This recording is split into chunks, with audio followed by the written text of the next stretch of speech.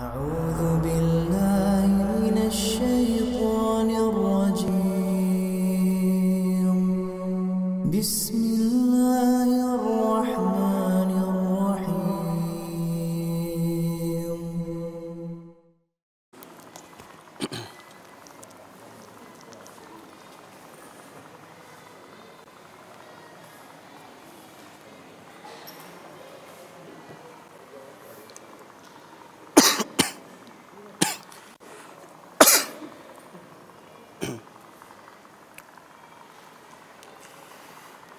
Bismillahirrahmanirrahim. Assalamualaikum warahmatullahi wabarakatuh. Alhamdulillahi ala ihsani wa syukru lahu ala taufiqihi wa amtinani. Wa asyhadu an la ilaha illallah wahdahu la syarika la ta'ziman li sya'nih. Wa asyhadu anna Muhammadan abduhu wa rasuluhu ad-da'i ila ridwanih. Wa sallallahu sallam wa baraka alaihi wa ala alihi wa ashabihi wa ikhwanih. Masyarul muslimin dan muslimat, semoga kita selalu dalam lindungan dan penjagaan Allah Subhanahu wa taala. Kembali kita dipertemukan oleh Allah Subhanahu wa taala di rumah Allah yang kita cintai ini dalam rangka menuntut ilmu.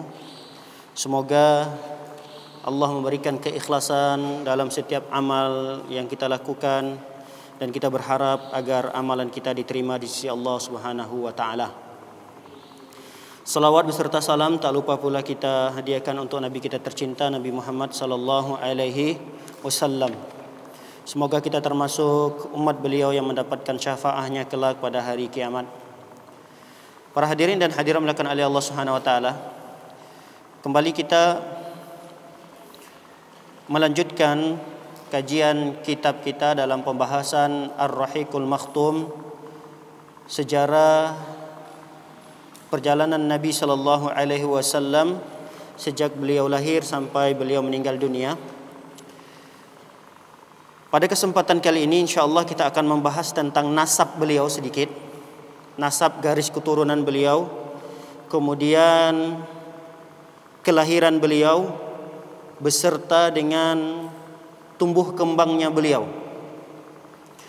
Baik, kita akan bahas yang pertama terlebih dahulu tentang nasab beliau. Terkait dengan nasab Nabi kita sallallahu alaihi wasallam, ada 3 jenis pembagian nasab yang di mana para ulama menyepakatinya. Dan itu dimulai dari dari Nabi kita Muhammad sallallahu alaihi wasallam sampai pada nenek moyang beliau yang bernama Adnan. Jadi dari Nabi Muhammad sampai garis keturunan Adnan, ini disepakati oleh para ulama tentang keabsahan dari silsilah itu. Ada pembagian yang kedua. Pembagian yang kedua ini masih diperselisihkan oleh para ulama. Ada yang membenarkan, ada yang mengatakan tidak seperti itu garis keturunannya, dan itu dimulai dari Adnan, nenek moyang Rasul SAW yang namanya Adnan, sampai kepada Nabi Ibrahim. Ini kalau kita baca kan panjang sekali nih nasabnya. Misal yang disepakati, nasab Nabi yang disepakati sampai Adnan itu Muhammad bin Abdullah bin Abdul Muttalib bin Hashim bin Abdul Manaf bin Al-Mughirah bin Qusay bin Kilab bin Murrah sampai nanti ke Adnan. Itu disepakati. Silsilah itu disepakati oleh para ulama tentang keabsahannya. Ada silsilah yang kedua yang ini diperselisihkan oleh para ulama tentang kebenarannya. Itu dimulai dari Adnan, nenek moyang beliau dari Adnan sampai ke Nabi Ibrahim. Jadi Adnan ibn Udad bin Hamaisa bin Salaman bin Aus bin Buz bin Qamwal dan seterusnya sampai nanti kepada Nabi Ibrahim alaihissalam. Kemudian yang ketiga, nasab beliau yang ketiga, dan ini juga diperselisihkan lagi oleh para ulama, mulai dari Nabi Ibrahim sampai Nabi Adam alaihissalam. Dari Nabi Ibrahim sampai Nabi Adam alaihi wassalam.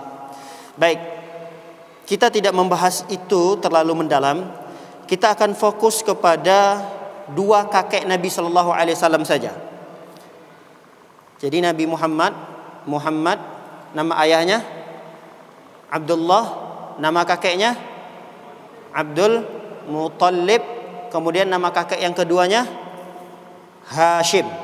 Ingat, siapa namanya? Hashim. Baik, kita akan mulai sedikit menggali informasi tentang kakek beliau yang kedua ini, Hashim. Kenapa kita mengambil dari kakek beliau yang kedua, Hashim ini? Karena nanti keturunan Nabi SAW disebut dengan Banu Hashim. Paham? Banu Hashim. Jadi kalau dikatakan Banu Hashim berarti keturunan Nabi SAW. Banu Hashim. Baik, Hashim ini kakek beliau yang kedua. Hashim ini kata para ulama adalah sosok orang yang pertama sekali diberikan tugas untuk memberikan makan jamaah haji, memberikan makan dan minum, dan itu gratis. Jadi puluhan bahkan mungkin ratusan orang yang di saat itu ingin beribadah haji, makan dan minum para jamaah itu disiapkan oleh keluarga Hashim ini, dihidangkan oleh keluarga Hashim secara cuma-cuma, gratis. Yang pertama sebagai pelopor yang memberikan makan dan minum kepada para jamaah haji itu adalah kakek beliau yang kedua ini, namanya Hashim. Dan beliau ini juga kata para ulama adalah orang yang pertama sekali mengajarkan kepada teman-teman, kepada masyarakat-masyarakat yang lain untuk melakukan dua perjalanan. Perjalanan di waktu syita, musim dingin, dan saif di musim panas. Musim panas mereka bepergian ke negeri Syam, musim dingin mereka bepergian ke negeri Yaman. Nah, yang pertama sekali melakukan perjalanan itu adalah Hashim ini, sehingga diikuti oleh teman-temannya yang lain. Para hadirin dimuliakan oleh Allah Subhanahu wa taala. Lalu kemudian Hashim ini meninggal ketika beliau melakukan perjalanan ke Syam, ke Palestina, dalam rangka berdagang, dalam rangka berniaga. Ketika beliau di perjalanan, beliau terserang penyakit. Jadi meninggallah beliau di negeri Palestina tersebut. Beliau meninggalkan 4 putra dan 5 putri. 4 putra dan 5 putri. Putra beliau yang 4 diantaranya adalah Asad, kemudian Abu Saifi, kemudian yang ketiga Nadullah, yang keempat adalah Abdul Muttalib. Nah, ini nanti kakek Nabi SAW. Jadi 4 putra Hashim ini, salah satu dari 4-nya adalah Abdul Muttalib. Baik, 5 putri beliau, Syifa, Khalidah, Dhaifah, kemudian Ruqayyah dan Jannah. Itu 5 putri beliau. Kita berpindah kepada kakek Nabi yang bernama Abdul Muttalib. Abdul Muttalib ini nama aslinya bukan Abdul Muttalib. Jadi nama aslinya Hashim yang memberi nama kepada anaknya ini bukan Abdul Muttalib. Nama aslinya adalah Syaibah. Harus diingat nih. Nama kakek Nabi SAW dari kecil itu lahir diberikan nama dengan nama Syaibah. Siapa namanya? Syaibah. Apa arti Syaibah? Syaibah itu uban. Jadi ketika Abdul Muttalib ini lahir, sedikit terlihat ada beberapa helai uban di rambut beliau. Padahal baru lahir. Dikarenakan ada beberapa helai uban di rambut beliau itu, diberikanlah nama kepada beliau dengan nama Syaibah. Asal katanya Syaibun. Syaibun itu uban. Syaibah itu karena ada beberapa helai rambut ketika beliau lahir terlihat berwarna putih, maka diberilah nama beliau dengan nama Syaibah. Kenapa nanti nama beliau ini berganti dengan Abdul Muttalib? Kenapa berganti dengan Abdul Muttalib? Jadi ada suatu kisah, Hashim ini punya saudara. Hashim punya saudara, namanya Al-Muttalib, namanya Muttalib. Nah, Syaibah ini, Syaibah Abdul Muttalib atau Abdul Muttalib ini harus konsentrasi sedikit karena pelajaran sejarah ini butuh memang konsentrasi supaya nanti nyambung kisahnya. Jadi Abdul Muttalib atau Syaibah ini, beliau waktu kecilnya karena ditinggal mati ayahnya dalam kondisi yatim, lalu kemudian ibunya membawa Abdul Muttalib, atau kita sebutlah Syaibah dulu, Syaibah, nanti baru kemudian kenapa dinamakan Abdul Muttalib. Dibawalah anaknya ini, putranya masih kecil, Syaibah ini pergi ke Madinah. Waktu itu namanya Yasrib. Karena asal muasal tempat kampung ibunya ini adalah Yasrib. Dibawa ke Yasrib masih kecil. Nah, ketika beliau berusia 7 tahun atau 8 tahun, beliau diambil lagi oleh pamannya. Nama pamannya Muttalib. Siapa nama pamannya? Muttalib. Ini Syaibah ya. Syaibah tadi karena meninggal orang tuanya, ayahnya meninggal, kemudian jatuhlah hak asuhnya itu kepada ibu. Ibunya ini nggak mau tinggal di Mekah. Dibawalah anaknya ini pergi ke Yasrib, ke Madinah. Nah, karena Syaibah ini adalah ahli waris kuat, ketika kakeknya meninggal, Hashim ini ayahnya meninggal. Nah, kemudian hak pemeliharaan terhadap jamaah haji, makan, minumnya, itu ternyata jatuh kepada Syaibah ini. Dan kebiasaan Muttalib itu, dia kalau keluar pergi nih berdagang ke Syam, pergi ke Yaman, pulang-pulang pasti bawa anak kecil. Jadi anak kecil ini memang di zaman dulu kan ada perbudakan. Pergi nanti ke Syam, dia berdagang, dia jual sesuatu yang dia bawa ke sana, habis dagangannya, sampai di Syam nanti dia pulang bawa anak kecil ke Mekah. Nah, suatu ketika Syaibah ini termasuk keponakan dia jemputlah ponakannya ini ke Madinah. Dia bujuk ibunya, tapi Syaibah nggak mau. Saya nggak mau meninggalkan ibu saya. Umurnya masih 7 tahun, 8 tahun. Saya nggak mau pergi ke Mekah sebelum ibu saya mengizinkannya. Lalu kemudian diizinkanlah oleh ibunya karena dirayu oleh pamannya tadi, Muttalib. Kemudian dikasih tahu bahwa Syaibah ini adalah ahli waris kuat. Lalu kemudian ibunya mempersilahkan Syaibah ini diajak lagi ke Mekah.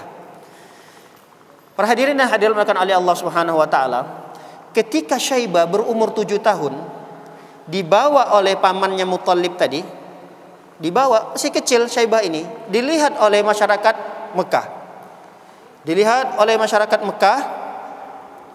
melihat anak ini perawakannya baik, bagus, ganteng. Lalu kemudian Syaibah ini dikira oleh masyarakat Mekah ketika itu adalah hamba sahaya. Bahasa Arab hamba sahaya apa? Bahasa Arab hamba sahaya apa?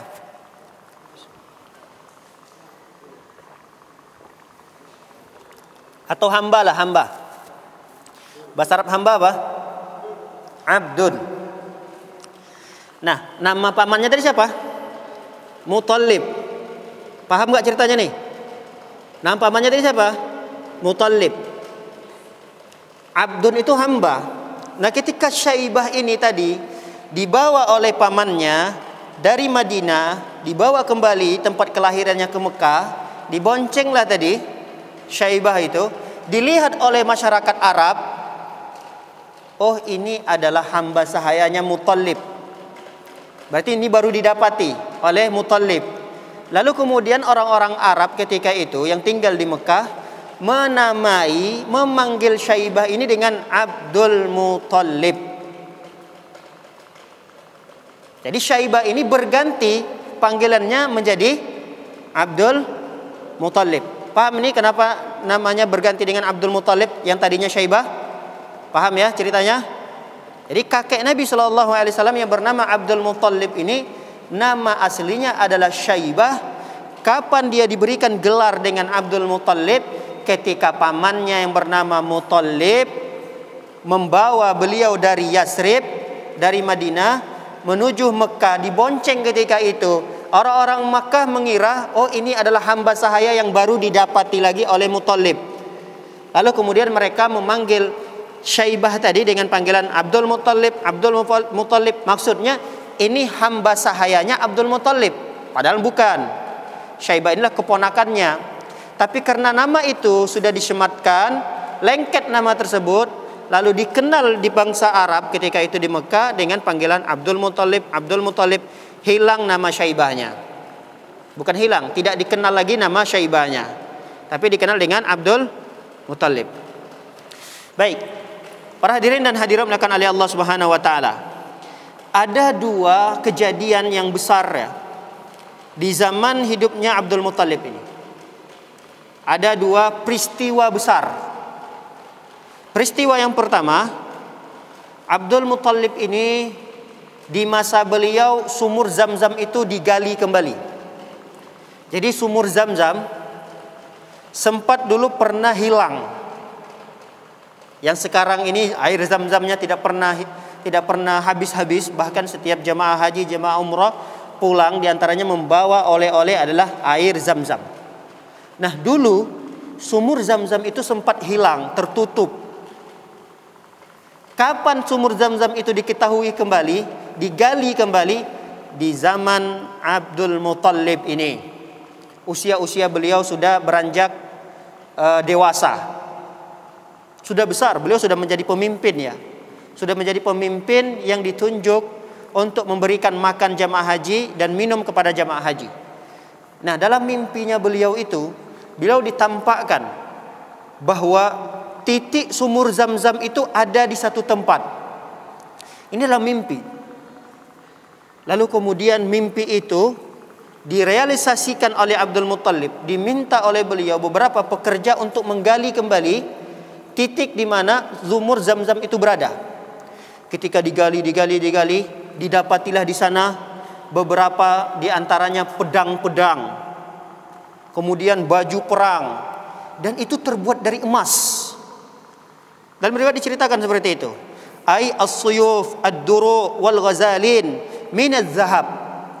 Jadi sumur Zam-Zam itu ternyata tertutupi karena mungkin di zaman nenek moyangnya di atasnya lagi mereka menyimpan pedang-pedang, baju-baju perang yang itu terbuat dari emas, diletakkanlah dalam sumur itu. Lama-lama sumur itu jadi tertutup, hilang, permukaan sumurnya hilang. Nah kembali digali oleh Abdul Muthalib sehingga sumur Zam-Zam itu didapati lagi dan kembali mengeluarkan air. Sampai saat ini sumur Zam-Zam itu masih mengalir airnya. Baik, para hadirin dan hadirat melakukan oleh Allah Subhanahu wa taala, kejadian yang kedua, peristiwa yang kedua yang terjadi juga di zaman Abdul Muthalib adalah Abraha, Raja Abraha Al-Habashi.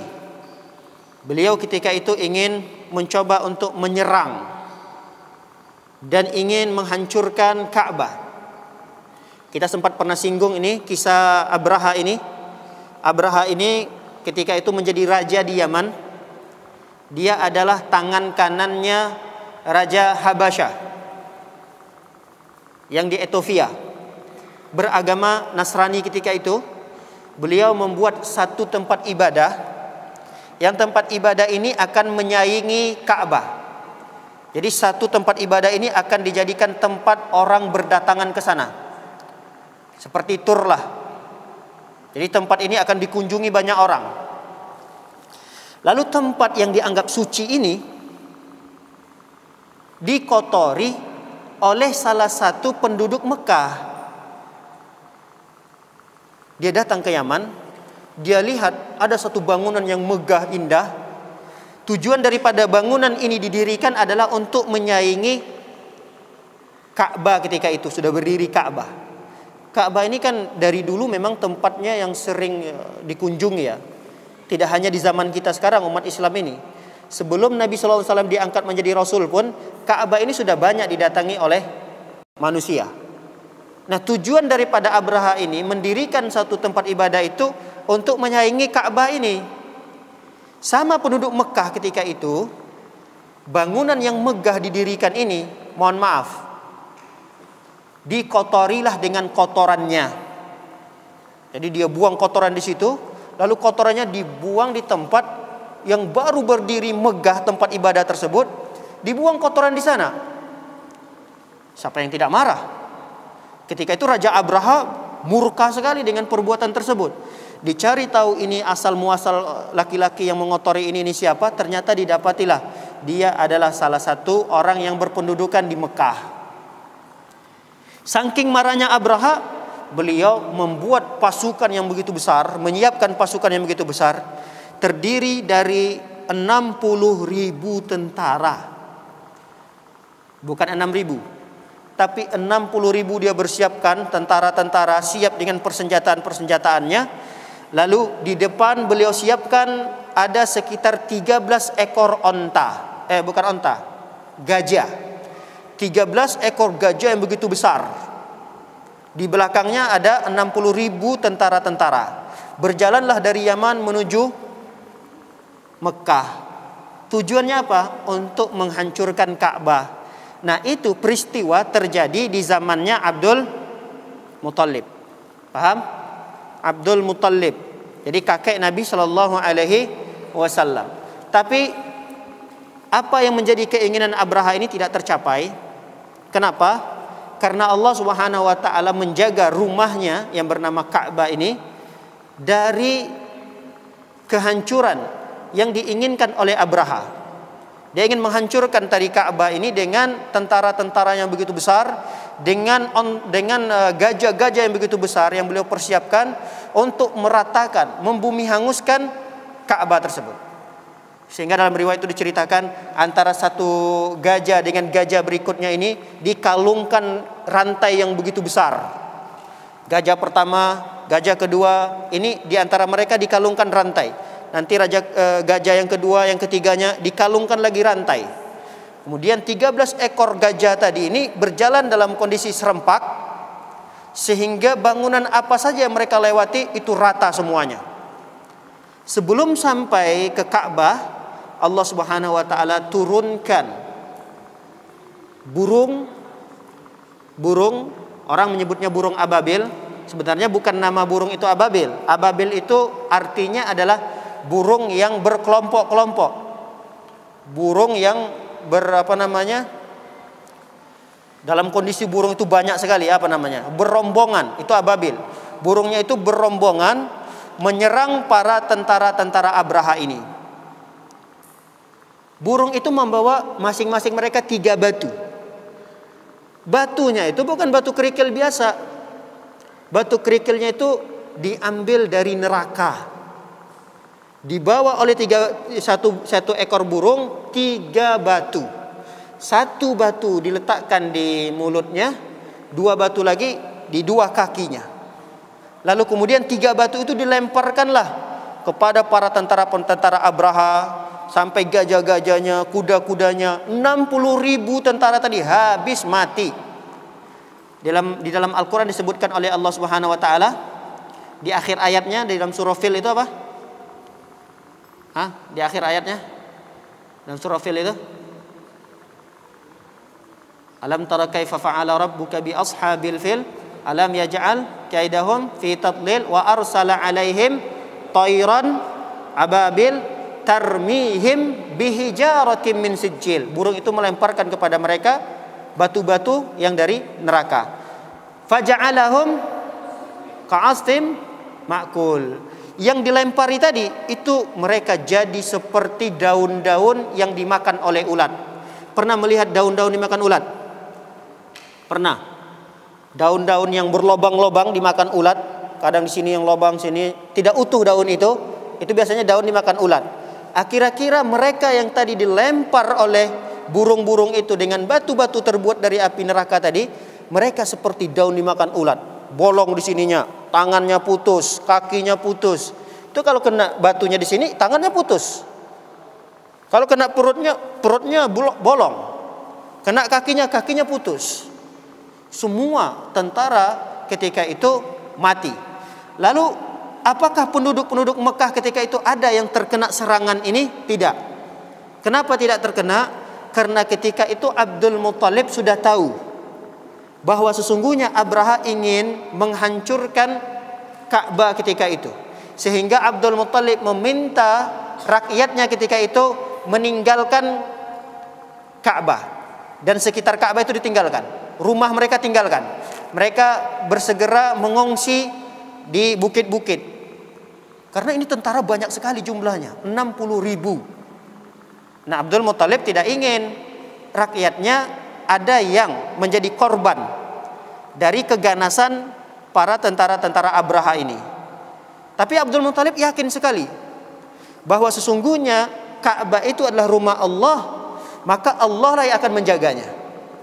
Ketika itu Abraha dengan Abdul Muttalib sempat ada seperti negosiasi, karena Abdul Muttalib tidak terima ada beberapa ontanya ini yang lagi dikembala diambil oleh Abraha, mungkin untuk makan para tentara-tentaranya. Ketika itu Abdul Muttalib nuntut kepada Abraha. Abraha mengira kedatangan Abdul Muttalib ini untuk bernegosiasi lah, janganlah dihancurkan, udahlah kalian pulang saja, apa yang harus kami ganti rugi, kami akan ganti rugi. Enggak, Abdul Muttalib tidak ingin membicarakan itu. Abdul Muttalib hanya ingin bertemu dengan Abraha, minta haknya dikembalikan. Karena ketika itu ada beberapa ekor onta beliau, ada beberapa ekor kambing beliau yang menjadi korban para tentara-tentaranya ini. Beliau minta ganti. Kata Abraha, cuma itu kedatangan, tujuan kamu untuk datang sini hanya untuk itu? Kata beliau, iya. Terus apakah engkau membiarkan kami akan menghancurkan Ka'bah itu? Beliau menjawab, silahkan. Karena kami tahu bahwa Ka'bah ini adalah rumah Allah, maka Allah yang akan menjaganya. Lalu kemudian rakyat-rakyatnya diperintahkan oleh beliau untuk mengungsi di beberapa bukit-bukit. Kemudian beliau pun juga meninggalkan tempat tersebut. Nah, yang ada di sekitar itu ketika itu adalah tentara-tentaranya Abraha ini dan Abraha itu sendiri. Diturunkanlah oleh Allah Subhanahu wa taala tayran ababil, burung-burung yang dalam kondisi berkelompok-kelompok begitu banyak, membawa masing-masing satu ekor 3 batu. Lalu kemudian Abraham melihat kejadian peristiwa yang menakutkan seperti itu, dia mundur ke belakang dengan kudanya begitu cepat untuk balik ke negeri Yaman. Tapi dalam riwayat diceritakan pelarian Abraha itu akhirnya juga beliau gagal dan beliau mati di tengah jalan. Kenapa? Karena di saat itu Abraha sudah terkena beberapa batu yang dilemparkan oleh burung itu. Dalam riwayat diceritakan ada beberapa jari jemari tangan beliau yang putus, ada beberapa anggota tubuh beliau yang putus. Tapi dalam kondisi beliau sakit parah, luka parah seperti itu, dia tetap mengendarai kudanya untuk menuju negeri Yaman, pulang lagi. Tapi sebelum sampai ke Yaman, beliau sudah mati di jalan. Nah, peristiwa ini terjadi di zamannya Abdul Muttalib, kakek Nabi Shallallahu Alaihi Wasallam. Baik, ingat ada 2 peristiwa itu yang terjadi di zaman Abdul Muttalib. 50 hari kemudian terjadinya peristiwa gajah, tentara bergajah ini menyerang Ka'bah, lahirlah Nabi kita Muhammad Shallallahu Alaihi Wasallam. Berapa hari kemudian? 50 hari kemudian. Dalam riwayat yang lain 55 hari. Jadi setelah terjadinya peristiwa yang besar itu, banyaknya mayat-mayat bergelimpangan ketika itu.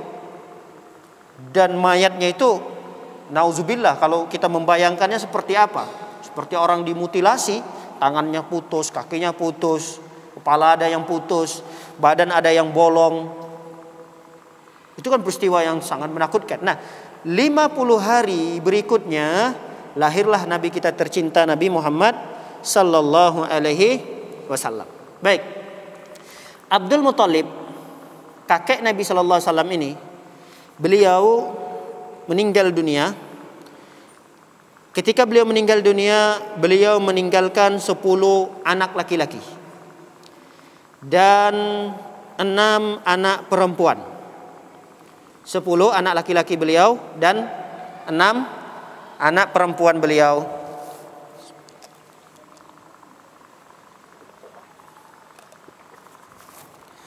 Baik, siapa saja 10 anak laki-laki beliau itu? Yang pertama Al-Haris, yang kedua Az-Zubair, yang ketiga Abu Talib, yang keempat Abdullah, yang kelima Hamzah, yang keenam Abu Lahab, yang ketujuh Al-Ghaidaq, yang kedelapan Al-Muqawwim, yang kesembilan Dirar, yang ke-10 Al-Abbas. Kami ulangi. Al-Haris, Zubair, Abu Talib, Abdullah, Hamzah, Abu Lahab, Al-Ghaidaq, Al-Muqawwim, Dirar, Al-Abbas. Ada yang dah hafal? Ya, paling tidak yang kita hafal 4-nya yang dikenal ya. 4 yang dikenal. Siapa mereka 4 yang dikenal ini? Abdullah, terus Abu Talib, Abu Lahab, Hamzah. Ada lagi? Satu lagi. Abbas. Al-Abbas. Jadi putra Abdul Muthalib ini ada 10. Ada 10 minimal yang kita kenal 5. Pertama tadi Abu Talib, Abdullah, Abu Lahab, Hamzah, Al-Abbas. Baik, kita sedikit menceritakan tentang ayah Nabi sallallahu alaihi wasallam yang bernama Abdullah. Kami kisahkan tentang Abdullah ini. Ada sedikit kisah yang menarik tentang Abdullah ini. Jadi dari 10 anak, 10 putra daripada Abdul Muthalib ini, yang paling dicintai, yang paling baik, yang paling soleh, yang paling ganteng, yang paling lucu, ini adalah Abdullah. Pokoknya sesuatu yang istimewa itu semuanya berkumpul kepada anaknya yang bernama ini, Abdullah, ayah Nabi sallallahu alaihi wasallam. Siapa namanya tadi? Abdullah. Baik. Abdul Muthalib ini dulu beliau pernah bernazar. Kita kembali sedikit kisah tentang Abdul Muthalib. Dulu Abdul Muthalib ini pernah bernazar, kata beliau, kalau nanti saya punya anak sampai 10 anak laki-laki, maka salah satu dari 10 anak itu saya akan sembelih di depan Ka'bah. Ketika itu sebab di antara para ulama menjelaskan kenapa beliau bernazar sampai ingin menyembelih salah satu dari 10 anak laki-lakinya itu, karena beliau ketika itu ingin mengetahui di mana sih sumur Zam-Zam itu. Nah, ketika dilihatkan dalam mimpi, beliau sebelumnya bernazar dulu, kalau saya nanti diberikan 10 anak laki-laki, maka salah satu dari 10 itu saya akan sembelih. Dan penyembelihan itu saya akan lakukan di depan Ka'bah. Bayangkan, di dekat Ka'bah, di samping Ka'bah, betul-betul samping Ka'bah ketika itu. Nah, lalu kemudian lahirlah anak beliau yang ke-10 yang bernama Al-Abbas tadi. Genap 10 nih. Karena beliau pernah bernazar, wajib untuk ditunaikan. Nah, ketika beliau ingin menunaikan nazarnya ini, beliau Qur'ah lah. Apa arti Qur'ah ini? Undi. Beliau undi 10 anaknya tadi, A, B, C sampai 10. Semua nama-namanya sudah ada, dikocok, lalu kemudian diambil.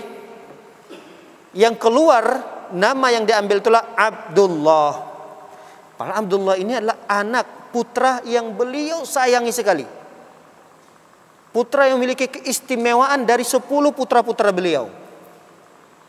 Lalu kemudian karena ada masukan-masukan dari saudara-saudaranya, dari paman-paman yang lain, dari bibi-bibinya si Abdullah ini, Abdul Muthalib diberikan masukan lagi. wahai Abdul Muthalib, kenapa harus Abdullah? Kata Abdul Muthalib, karena namanya yang keluar dari undian tersebut.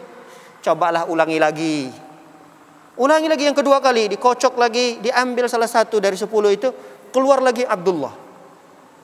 Diulangi lagi, diambil lagi nama, keluar lagi Abdullah. Lalu kemudian berikan lagi masukan oleh bibi-bibinya si Abdullah ini, paman-pamannya kepada Abdul Muthalib. Abdul Muthalib, lakukanlah hal yang lain.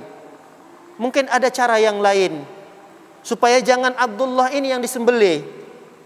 Lalu kemudian Abdullah menerima masukan-masukan tersebut, tapi beliau tidak mau untuk mengurungkan niatnya karena memang yang keluar adalah Abdullah. Lalu kemudian Abdullah ini diundi lagi dengan onta-onta. Nih, harus dipahami nih ceritanya nih. Jadi Abdullah dengan 10 onta, 10 onta, 10 onta, 10 onta. Jadi pertama Abdullah dengan 10 onta.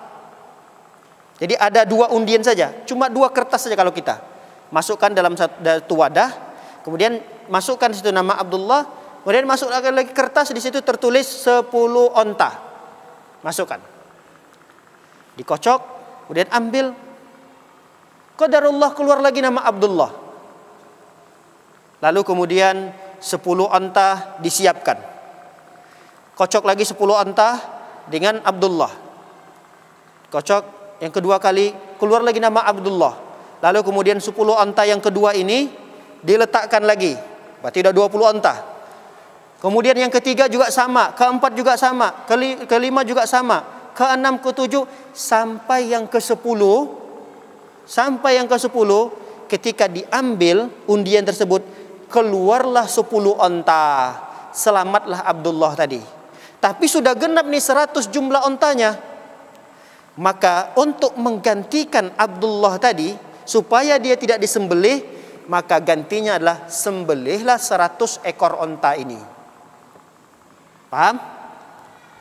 100 ekor onta jadinya sebagai ganti Abdullah yang menjadi, yang tadinya dia harus disembelih, tapi karena dia sudah digantikan oleh 100 ekor onta ini, maka dia bebas dari penyembelihan itu. Nah, kata para ulama, penetapan yang dilakukan oleh Abdul Muthalib ini diakui oleh Islam. Makanya dalam Islam itu ada namanya diat. Tahu diat? Diat itu denda. Jadi kalau ada orang membunuh, kan dalam Islam ada namanya kisos. Kisos itu bunuh, berarti dibalas dengan bunuh. Nah, ada orang tua, misalnya orang tua nih, dia punya anak, si A membunuh anaknya, namanya B.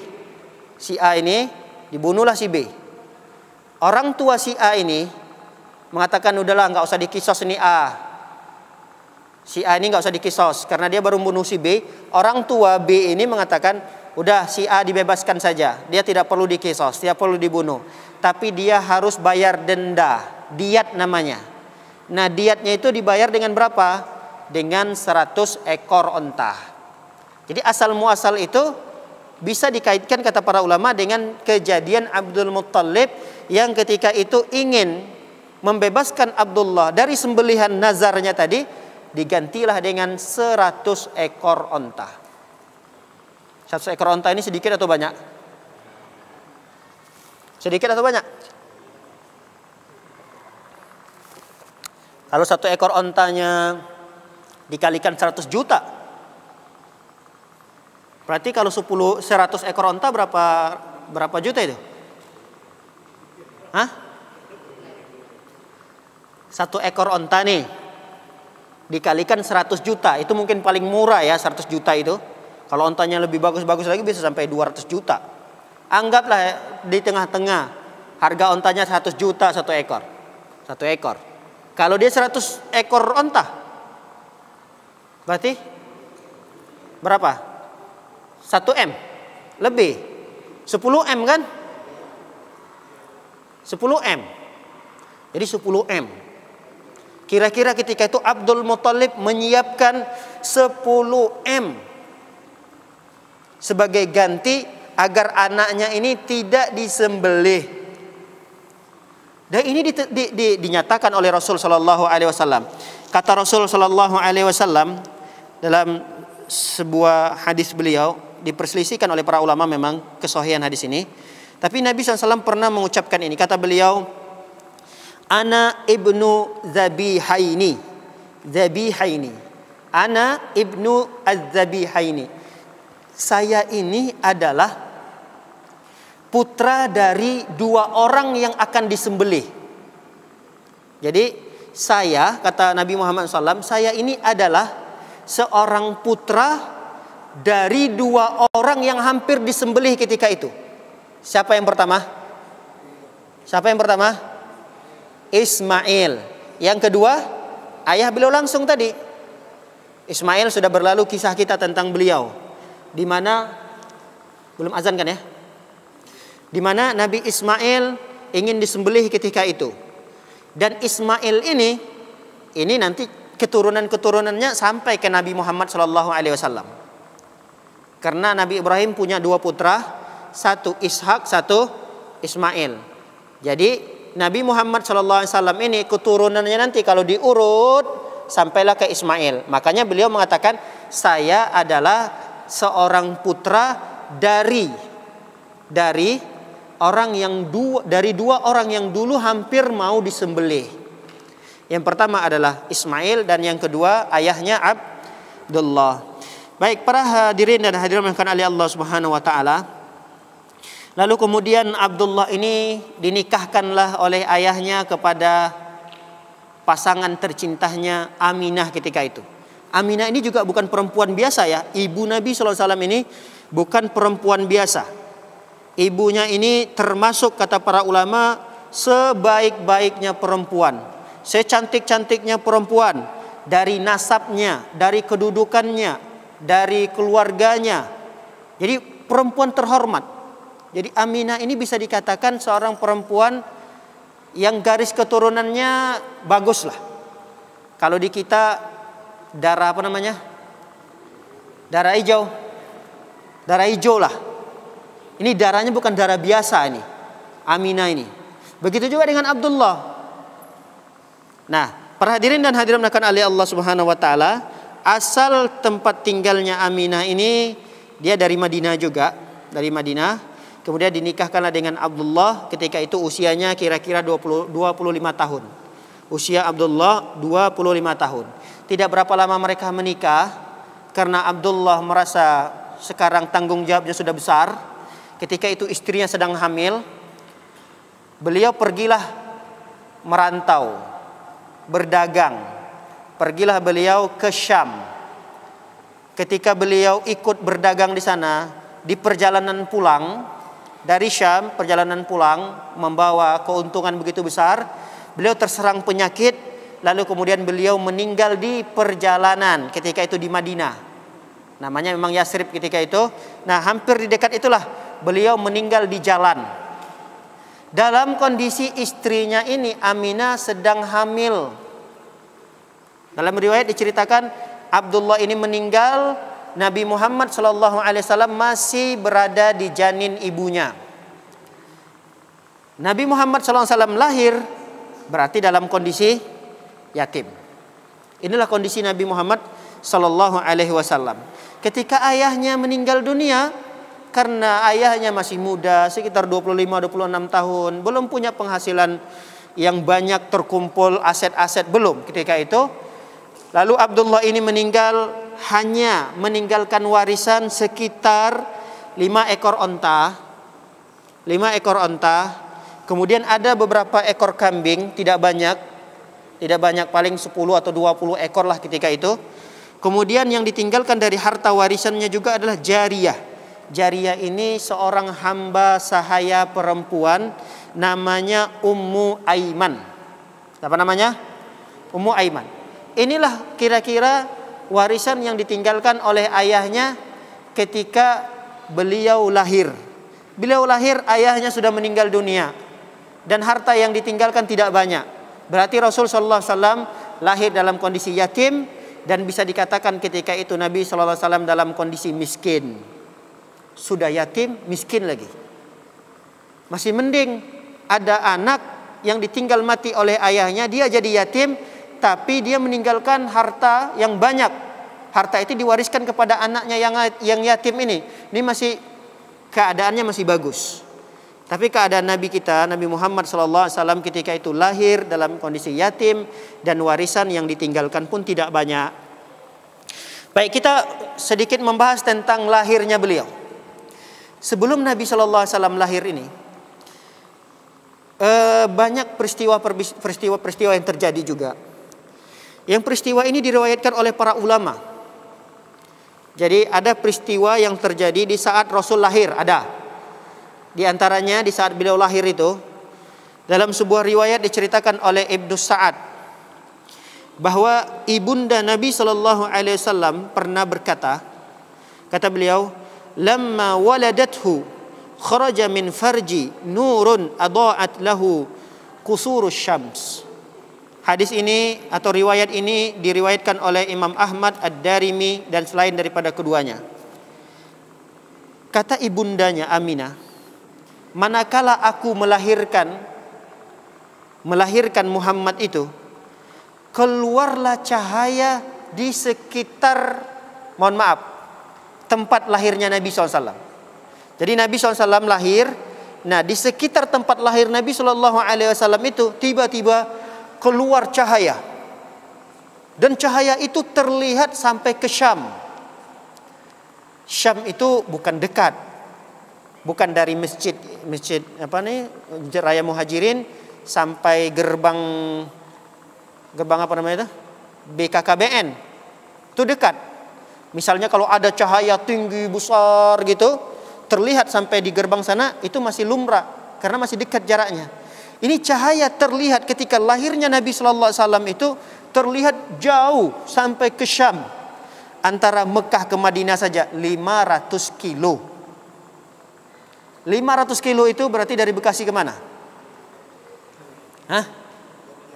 Ke Jogja.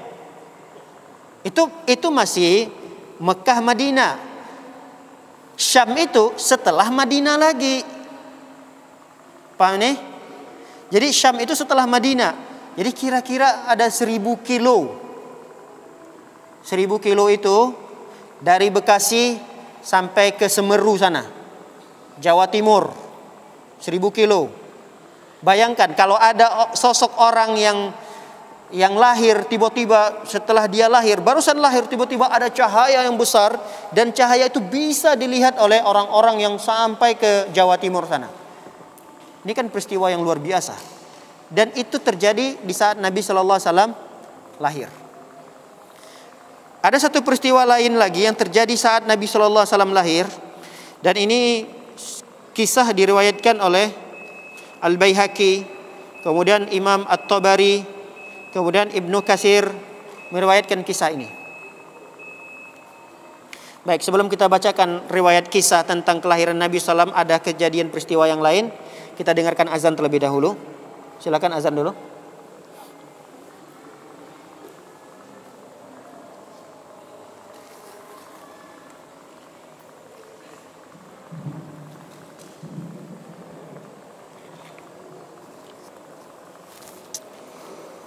Allahu Akbar, Allahu Akbar.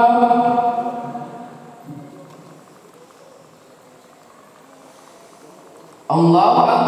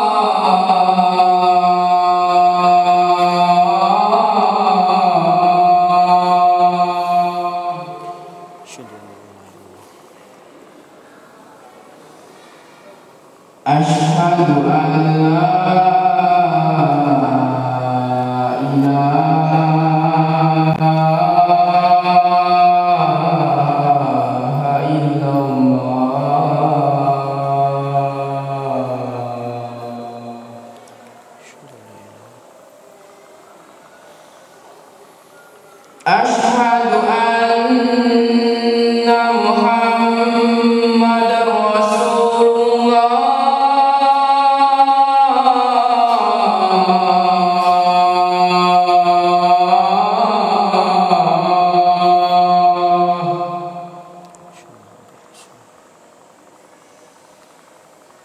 Asyhadu anna Muhammadar Rasulullah.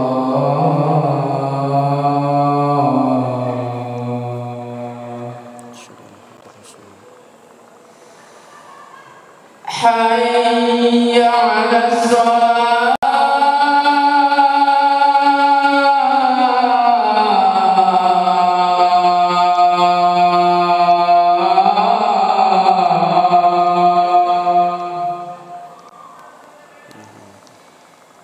Hayya 'alas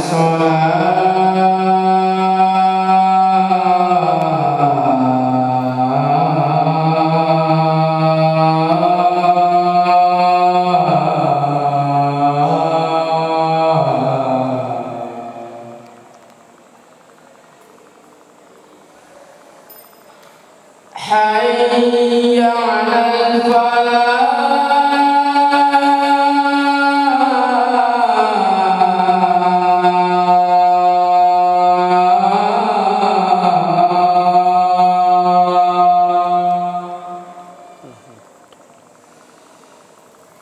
Hayya 'alal Allahu Akbar.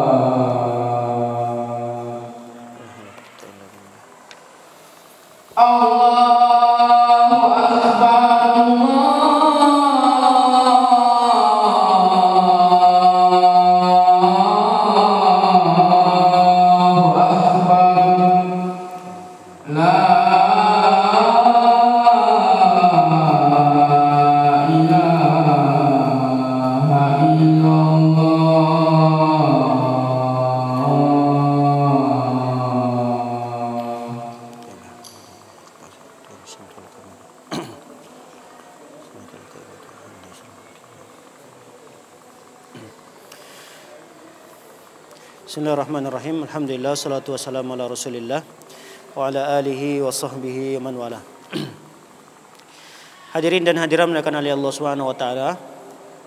Nabi kita sallallahu alaihi wasallam, beliau dilahirkan pada pagi hari Senin ya. Di hari Seninnya di waktu pagi di bulan Rabiul Awal pada tanggal 9. Ada perselisihan pendapat para ulama, ada yang mengatakan tanggal 12, ada yang mengatakan tanggal 9. Tapi di dalam kitab ini dikuatkan pendapat yang mengatakan beliau lahir pada pagi hari Senin di tanggal 9 di bulan Rabiul Awal, 50 hari setelah kejadian peristiwa tentara bergajah yang ingin menyerang kota Mekah. Nah, ada beberapa peristiwa di saat kelahiran Nabi Shallallahu Alaihi Wasallam. Di antaranya lagi adalah suatu kisah yang menceritakan tentang di saat lahir Nabi Muhammad sallallahu alaihi wasallam, tasaqatat arba'u asyrata syarafat min iwani Kisra. Jadi dalam sebuah riwayat diceritakan oleh Al-Imam Al-Baihaqi dan At-Tabari, begitu juga Ibnu Katsir menceritakan tasaqatat arba'a asyrata syarafatan min iwani Kisra. Jadi ada 14 ikonnya kaisar ketika itu, bukan kaisar, Kisra. Kisra itu pimpinan orang Persia. Jadi pemimpin Persia ketika itu diberi gelar dengan Kisra. Jadi kalau Romawi, rajanya diberi gelar dengan kaisar. Kalau di kerajaan Mesir ketika itu diberi gelar rajanya Fir'aun. Kalau di Habasyah, rajanya diberi gelar dengan Najasyi. Habasyah, Najasyi. Itu nama pemimpin-pemimpin. Kalau kita presiden lah. Nah, ada 14 ikon yang dihormati, yang disucikan oleh pimpinan Kisra ketika itu. Tasaqatat, saqatat itu berjatuhan. Jadi ada ikon yang mereka agungkan, yang mereka sucikan. Di saat kelahiran Nabi SAW, tiba-tiba sesuatu yang mereka agungkan itu jatuh. Tapi nggak ada sesuatu, nggak ada angin kencang, nggak ada gempa. Lahir Nabi SAW tiba-tiba itu jatuh saja gitu. Kemudian dilanjutkan lagi oleh para ulama yang meriwayatkan ini, wa khamadat an-nur allati wa khamadat an-naru allati ya'buduha al-majus. Dan ketika lahir Nabi sallallahu alaihi wasallam, api di mana api ini dulunya disembah oleh orang-orang Majusi, tiba-tiba api itu padam. Ini kan api adalah sesuatu yang disembah oleh orang-orang Majusi. Dan biasanya api ini tidak pernah padam. Karena api itu betul-betul dijaga oleh beberapa orang khusus untuk menjaga api tersebut. Karena ini kan dianggap Tuhan, jangan sampai dia mati. Kalau kira-kira dia mengecil api itu, langsung diberikan sesuatu lagi supaya api itu tetap besar. Nah, ketika lahir Nabi Shallallahu Alaihi Wasallam, dalam kondisi api itu dijaga oleh penjaga-penjaganya, namun api itu tiba-tiba padam. Dicari tahu asal usulnya, ternyata di saat itu adalah di mana Rasul Sallallahu Alaihi Wasallam, Nabi kita, dilahirkan oleh ibunya. Dilanjutkan oleh para ulama, wan hadamat al-kanaisu haula bahirah sawiyah ba'da an ghadat. Dan di waktu yang sama juga ada beberapa kanais. Kanais itu gereja-gereja tempat peribadatannya orang-orang Nasrani. Tiba-tiba inhadamat, hancur. Jadi kayak retak-retak, pecah, sudah tidak layak lagi dipakai. Tiba-tiba seperti itu, tiba-tiba hancur begitu aja. Beberapa kanais atau tempat-tempat ibadahnya orang Nasrani ketika itu. Nah, ini kejadian-kejadian yang terjadi di saat Nabi Shallallahu Alaihi Wasallam lahir. Para hadirin dan hadirat melakukan oleh Allah Subhanahu Wa Taala. Kelahiran Nabi Shallallahu Alaihi Wasallam ini disambut begitu gembira. Di antaranya adalah kakek beliau. Siapa nama kakek beliau tadi? Siapa nama kakek beliau tadi? Syaibah. Dikenal dengan nama Abdul Muttalib. Abdul Muttalib. Nah, ketika cucunya ini lahir, kakeknya termasuk orang yang paling senang, paling gembira. Saking senangnya, ketika itu beliau gendong cucunya tersebut. Beliau bawa, beliau tenteng, beliau gendong keliling-keliling di sekitar Ka'bah.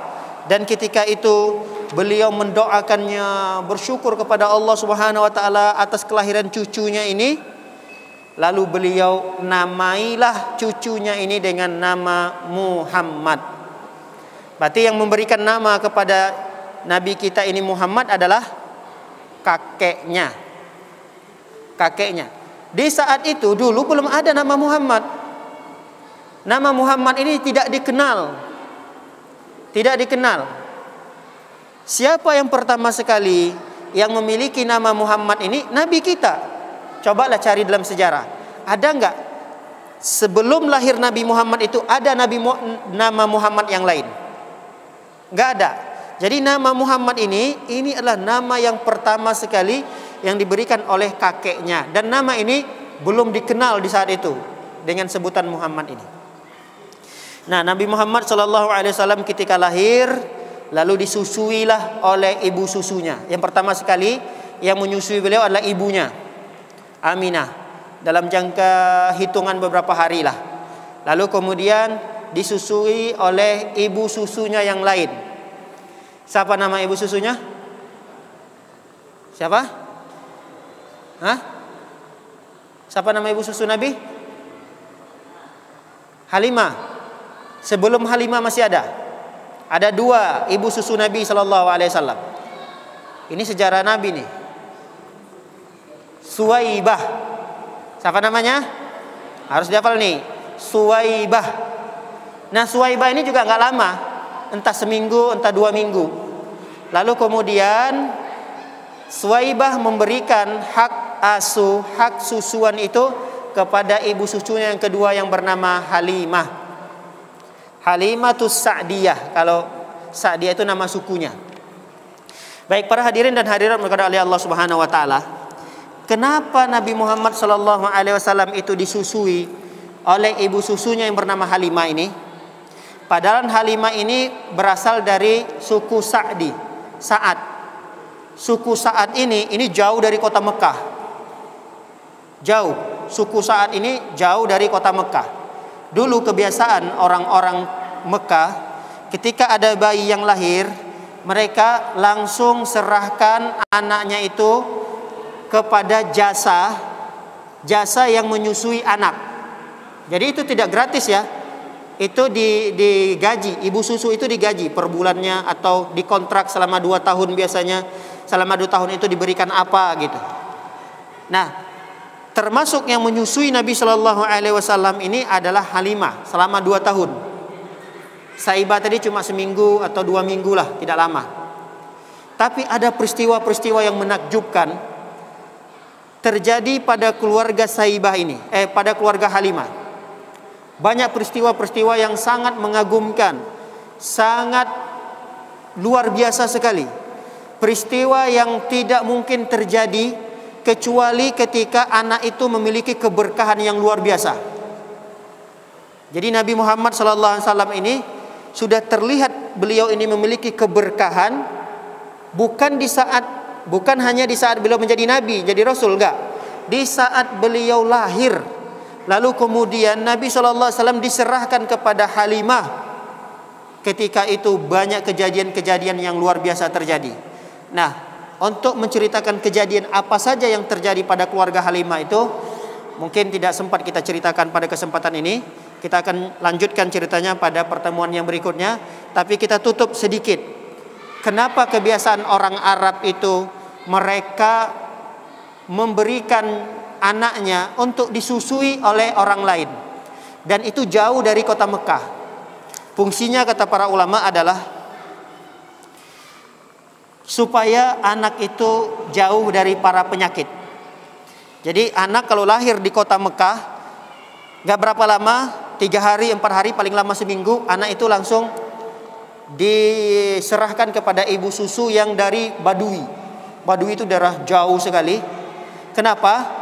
Karena untuk menghindari anak ini jangan sampai dia terserang penyakit. Di saat itu kota Mekah, kenapa dikatakan dia kota yang berpenyakit? Karena orang berdatangan di tempat itu. Namanya orang berdatangan, mungkin dari negara sana, dari kampung ini, dari kampung itu. Masing-masing mereka kan bawa penyakit, bawa virus lah kalau kita sekarang. Makanya setiap jemaah haji, jemaah umroh itu kenapa diwajibkan untuk vaksin? Bukan vaksin, apa nama istilahnya? Hah? Bukan. Yang buku kuning untuk dapatkannya itu.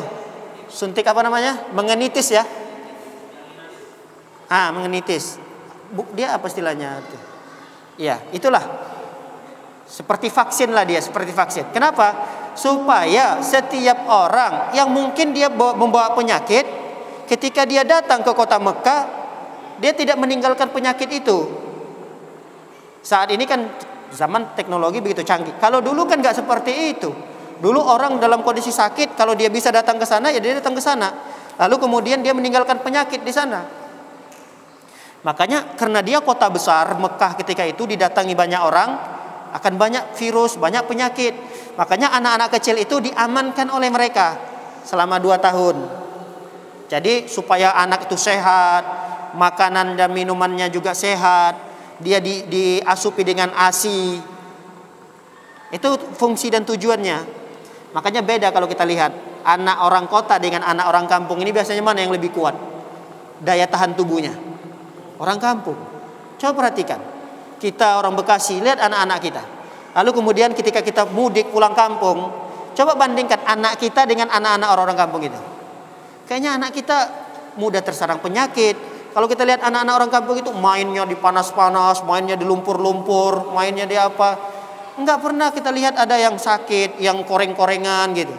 Anak kita, coba kita biarkan dia main pasir, main lumpur-lumpuran.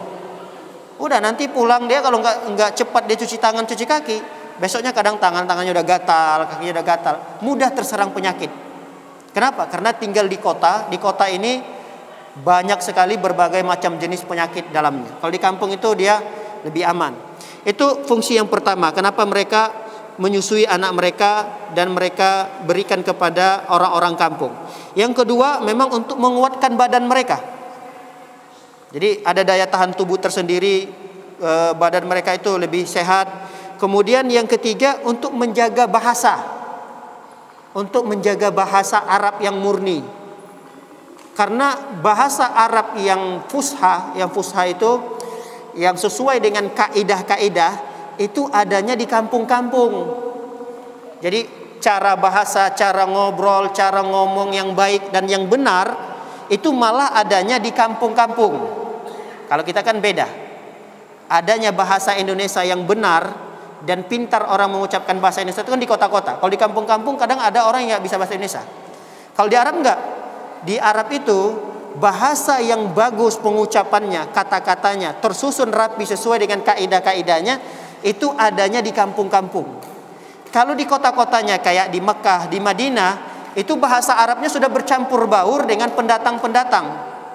Jadi bahasanya sudah rusak.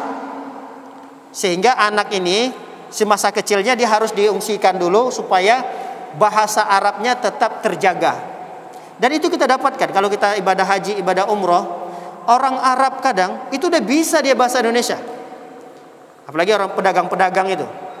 Dia bilang 5 real, 10 real, kita bawa bahasa Arab pun dia bahasa Indonesia.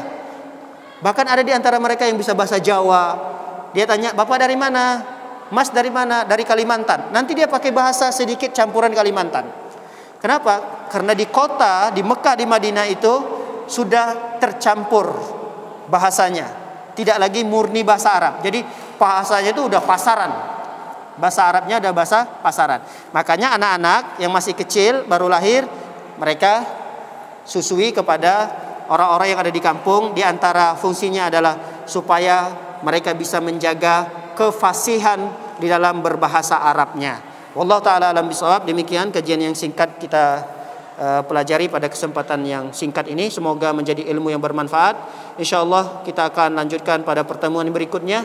Apa saja yang terjadi, keajaiban-keajaiban pada keluarga Halimah di saat beliau menyusui seorang bayi yang yatim, yang miskin ketika itu.